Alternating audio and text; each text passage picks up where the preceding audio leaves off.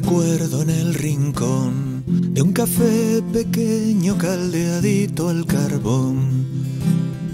Yo apuraba el tiempo hasta mi último tren y tú pintabas algo sobre un mar de papel.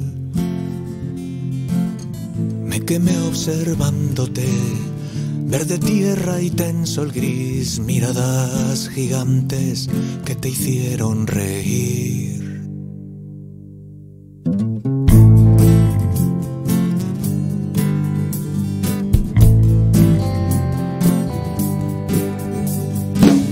Hasta mi mesa muerta viniste a mezclar el color del coñac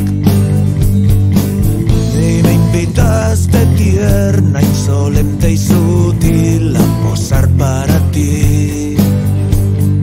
Y os desayunaba a las 6 y antes de esa hora nada había que perder.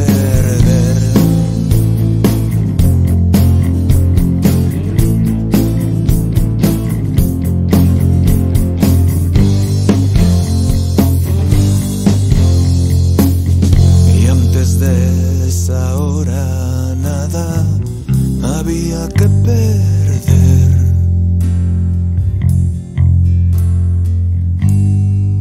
Excepto el último tren.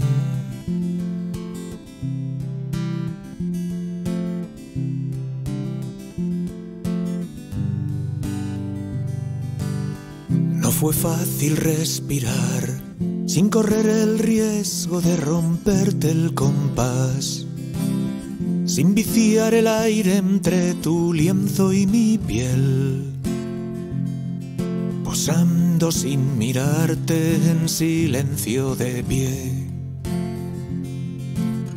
Dos apuntes rápidos, mis hombros, mis párpados, compartiendo el rito de volver a nacer.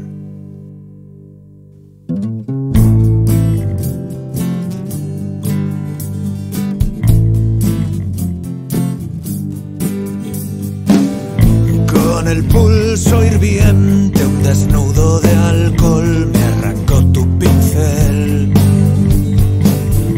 Te sentí urgente, abstraída y feliz, dando golpes de luz. Mi boca hinchada de sol destiló palabras llenas de un mudo sabor.